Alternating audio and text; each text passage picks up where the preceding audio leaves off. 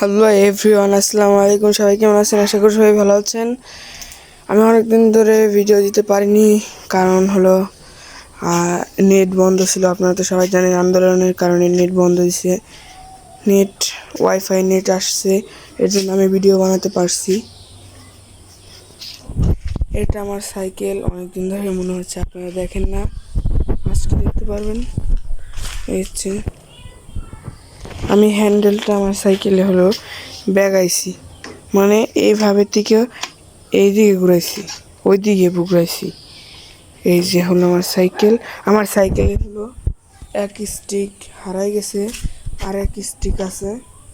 আমি বুঝতেছি না কেমনি হারাই গেল।